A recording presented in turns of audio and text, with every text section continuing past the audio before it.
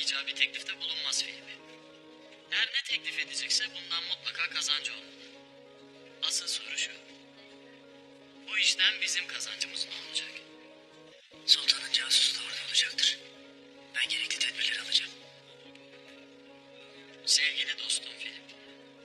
Sen olmasan işimiz gerçekten çok zor. Hizmetlerin için sana minnettar olduğumu bilmeni isterim. Öyle değil mi Maria?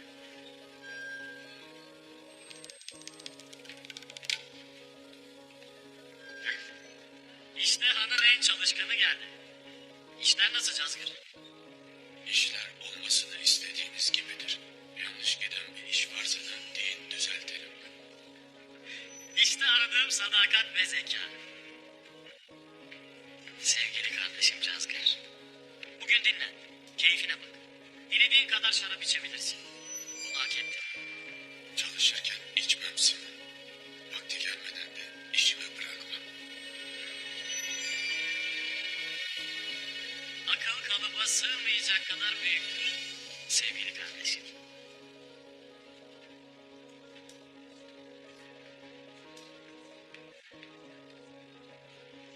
Görünüş aldatır.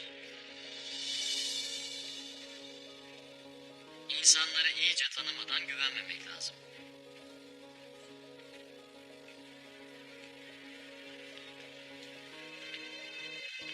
Oo, kimler teşrif etti aramıza? Senin karnını açtır şimdi. Turgut Bey yiyecek bir şeyler hazırlasınlar. Turgut Alp? Artık bizden birisin. Tahsilat nasıl gitti? Umarım zorlanmamışsındır.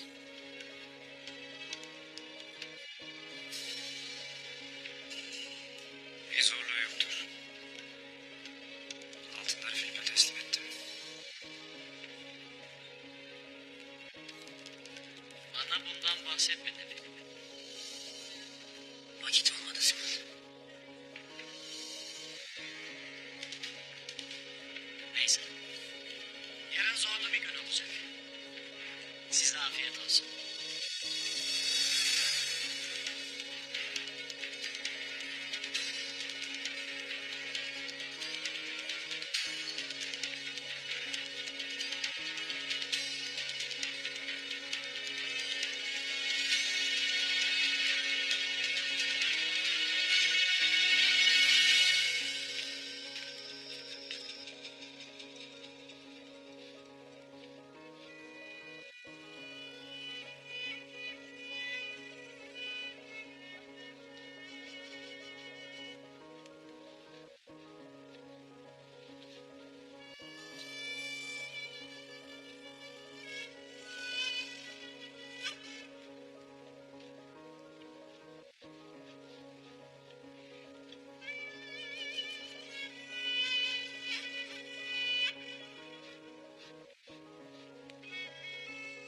Bir gün daha büyüdü işte.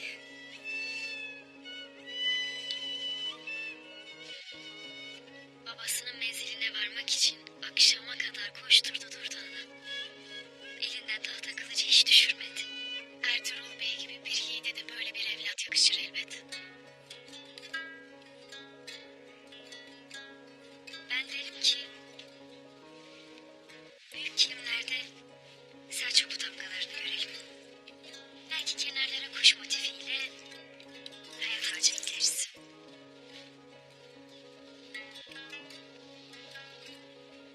Bu çok güzel olur. Diğer toprak renkli olanlarda da kayının damgalarını görelim. Kurt ağzı, kurt izi gibi çok yakışır. Belki kenarlara da sungurla kartal ekleriz. Boya olarak ne kullanacağız? Cehri meyvelerini kullanalım derim. Sarı ve güneşte kadın tuzlu otu. Yeşilde ise sığır kuyruğu kullanalım derim. Az da olsa obamızda var. Doğru dersinde sığır kuyruğunun hepsi yeşili rengini bozar. Sadece yapraklarını koyarsak daha güzel bir yeşilimiz olur. Eline sağlık Halime Sultan. İştah başlamadan bittiğini görür gibi oldum sayende.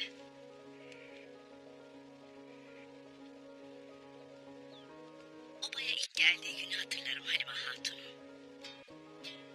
Selcan Hatun'un söylediklerine hiç inanmamıştık. Ama o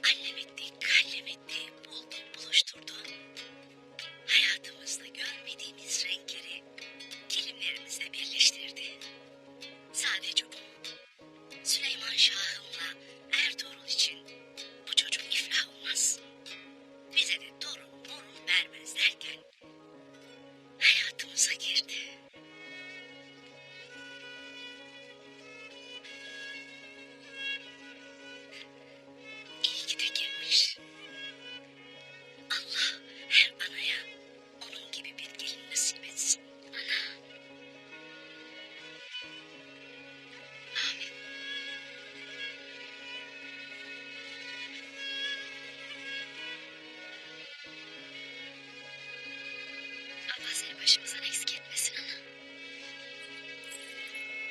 Ah kızım.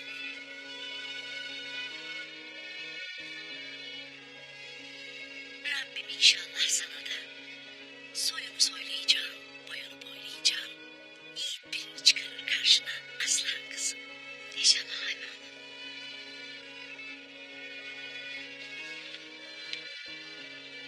Hoş geldin oğlum. Hoş gördük ana.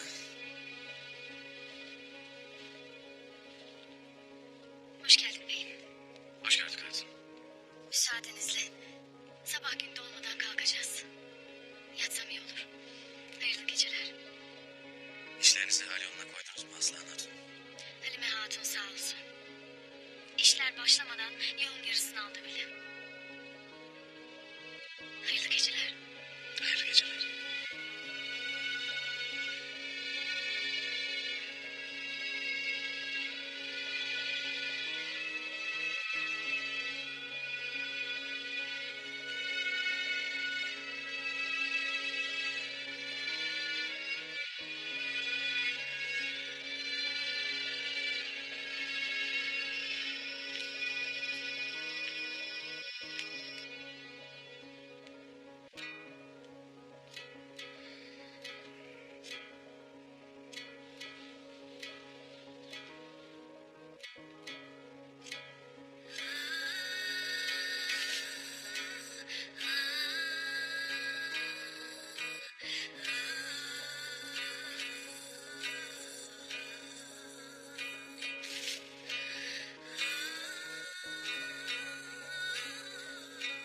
Allah'ım beni bağışla.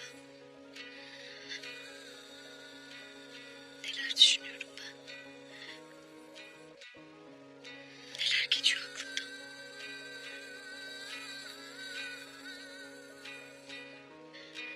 Gönlümden çıkar al ya Rabbi.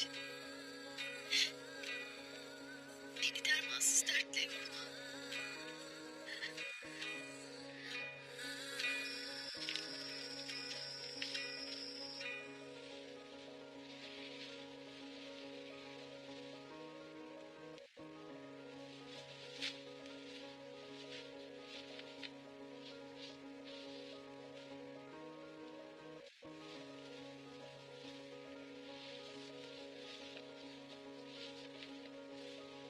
Seni yağ gibi gergin görürüm Halime Sultan.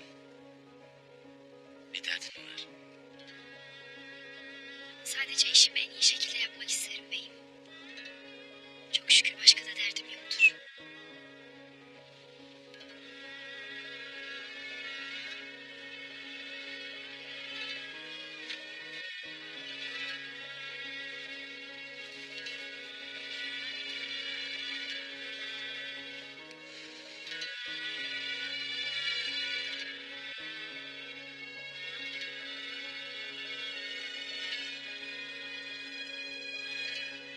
O vakit Aslan Hatun'a her baktığında o güzelim kaşlarının neden çatıldığını görürüm Halime. Bir diyeceğin mi var?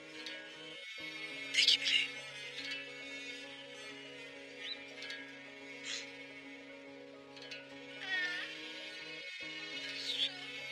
Beyim gündüzüm.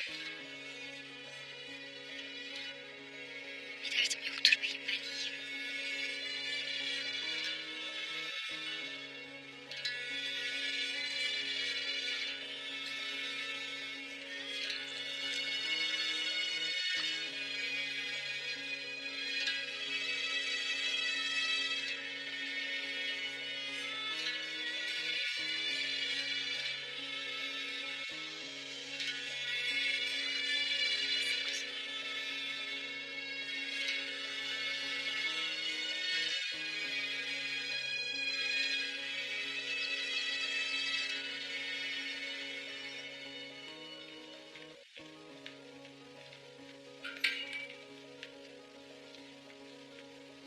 Hayırlı sabahlar olsun Simon. Sana da Turgut abi. Ben gayrı değilim. Benim gözümde her zaman yiğit bir savaşçı olacaksın.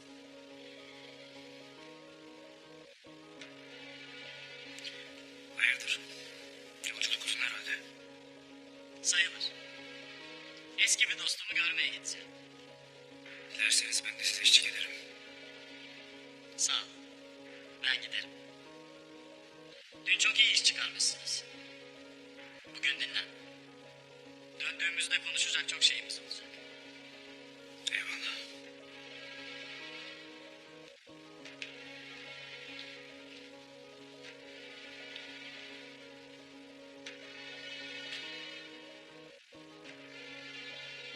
Bamsı. Sakın beni utandırma Allah'ın ayısı. Sakın utandırma beni.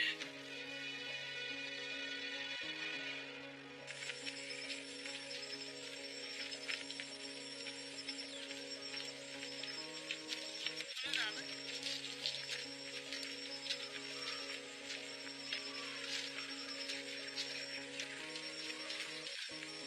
Müsaaden varsa yola çıkacağım beyim. Ticaretin iyi geçmiştir inşallah Hasan. Çok şükür. Hem kazandık hem kazandırdık ahaliye. Eyvallah. Dilediğin vakit babama gelebilirsin. İzin almana gerek yoktur. Eyvallah beyim. Eyvallah. Selametle. Eyvallah.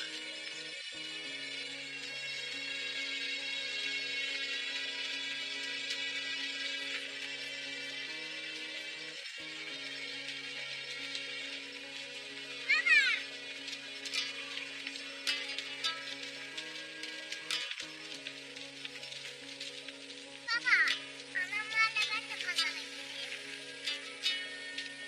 Çok mu istersin? Evet.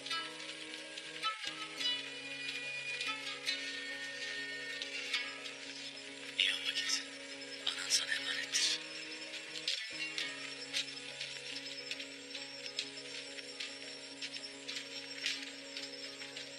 O koca hatuna gel bakalım bir sarıl.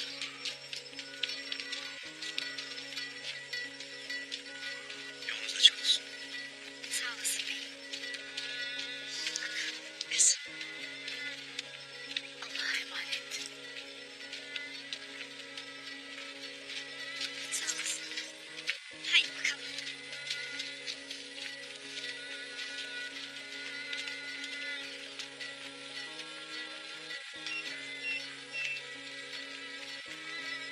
Tamamdır altınlar.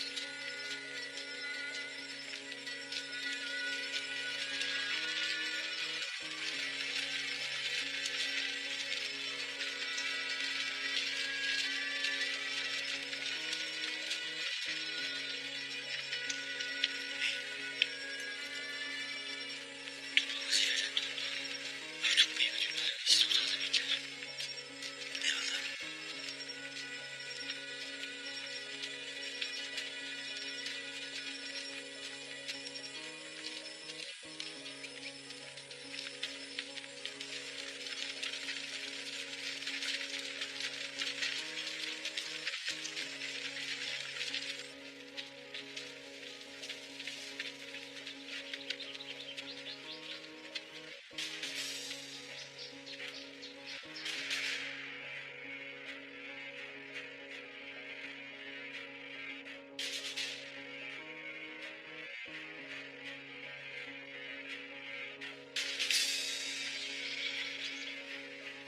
O iki kadını canlı istiyorum.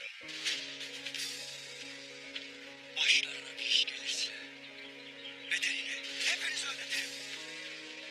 Hadi yerlerinize.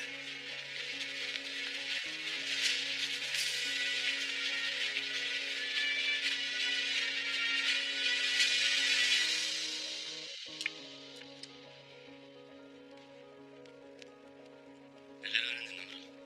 Ağlayan kayanın her yanı orman beyim. Bu kayayı Rumlar kutsal bellemişler. Mübarek günlerinde burayı ziyarete giderlermiş. Peki neden orası? Diğer günler tekinsiz diye kimse oraya gitmezmiş beyim. Gizlice buluşmak için iyi bir yerdir. Şimdi yola çıkarsak etrafı kuşatabiliriz beyim. Hayır Dündar. O vakit tuzağa düşebiliriz. Aklından ne geçer beyim?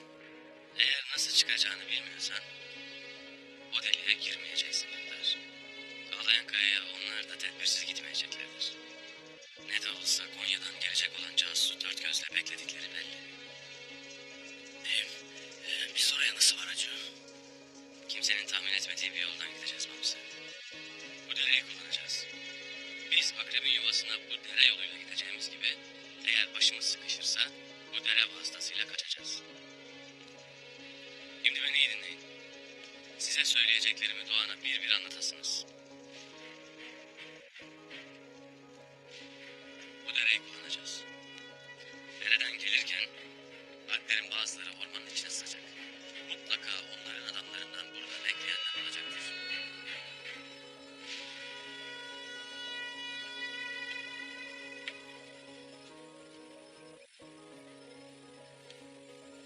Bunun avratları nerededir? Yoldalar. Birazdan gelirler. Sen ne düşünürsün beyim? Turtumuş Bey olmayaydı. Bunların hiçbir tanesi olmayacaktı. O uğursuz ihtiyar babama laf taşıyarak her şeyi mahvetti. Önce Aliyar, ardından Ertuğrul, nihayetinde de Simon'un 250'ü. Hepsi belasını bulacaktır beyim. Sen yeter ki dik durasın. Dişimizle, tırnağımızla kurduğumuz bu kilimhaneye kimsenin avrına adım atamayacak. Gayrı ortaklık başlamadan bitti.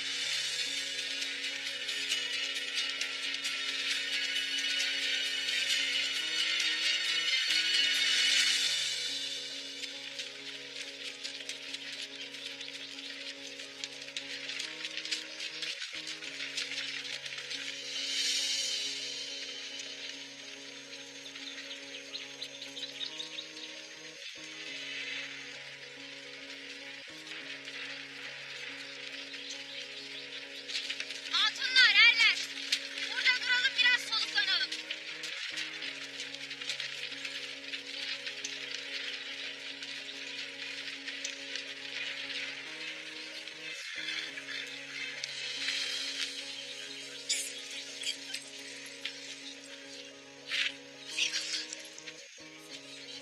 Sağ olasın. Gel bakalım. Otur bakalım.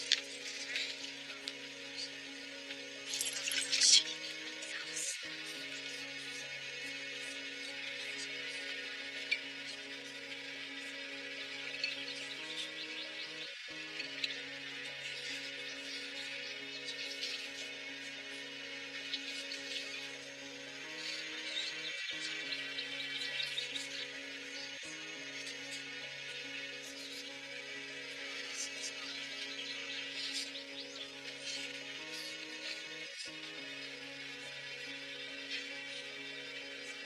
Yol insanı yorar.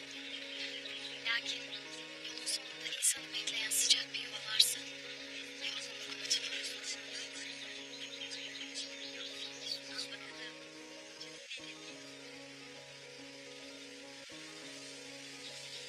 Çok talihlisin Halime Hatun. Çok şükür öyleyim.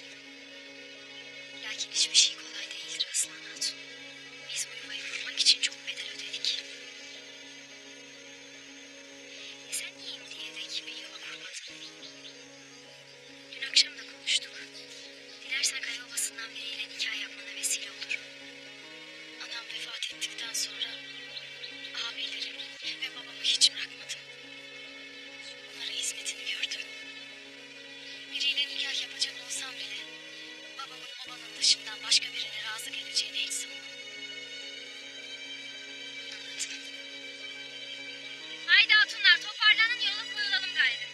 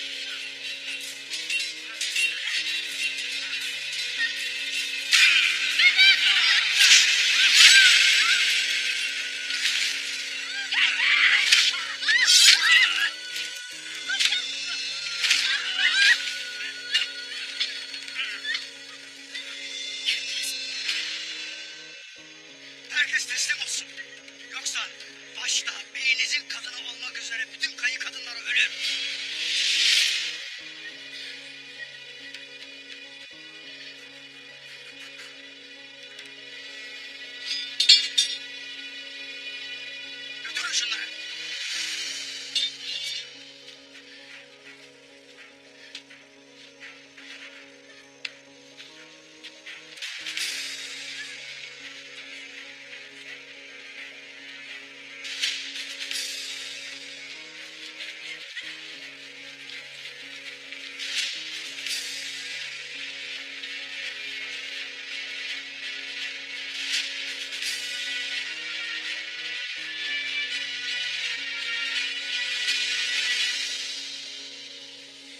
Gündüz. Gündüz. Gündüz. Aslan.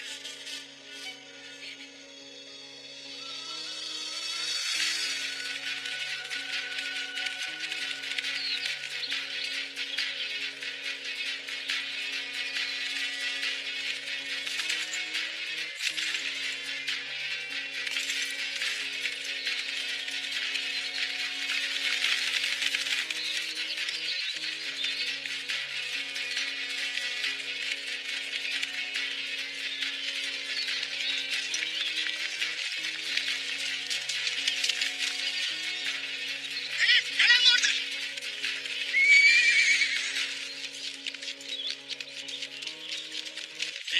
Gelen de kimler? Tuğçe ve sen.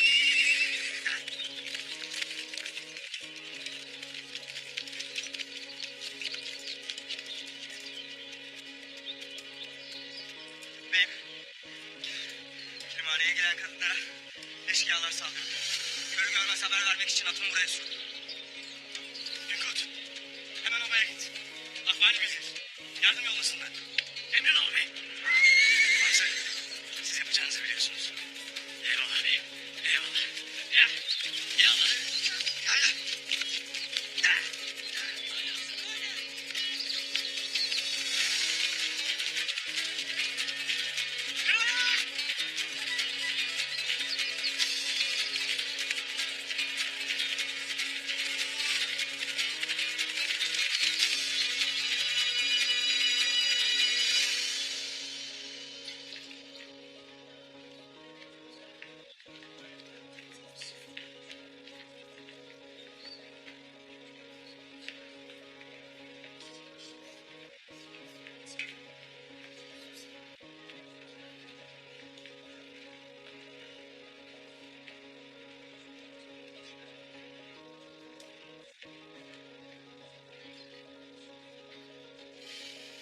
Ne istersin Dündar?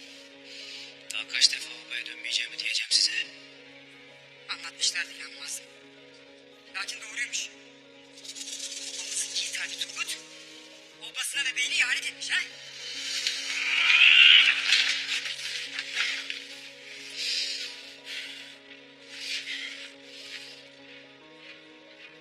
Burada da bir ihanet varsa ne yapan ben değilim Dündar.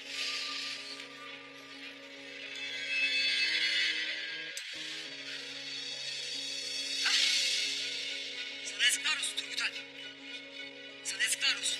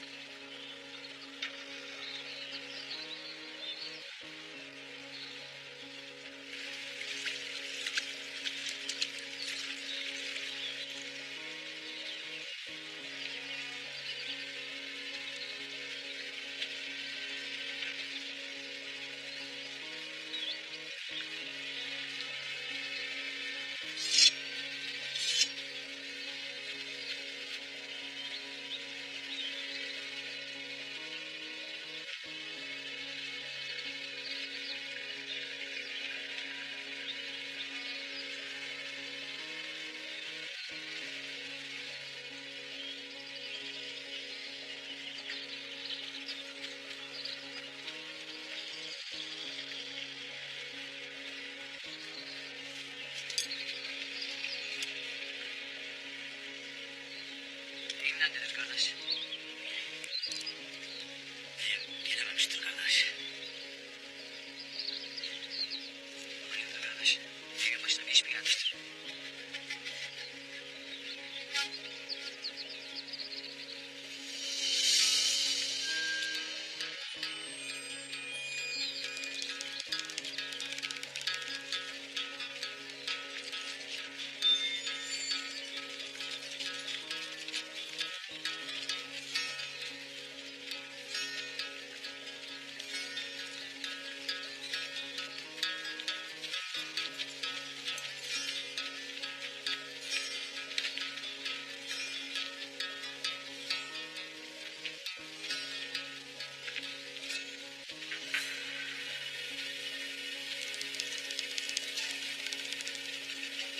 Şu beyin yüzünü göster hele.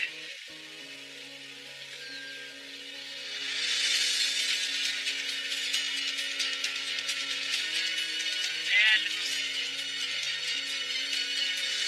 Seni yeniden gördüğüm için çok mutluyum. Tüm diyarların sınırları değişecek. Artık hazırız. Eğer bana istediğimi verirsen, bu işten sen de kazançlı çıkarsın. Ben de. Bizden ne yapmamızı istersiniz?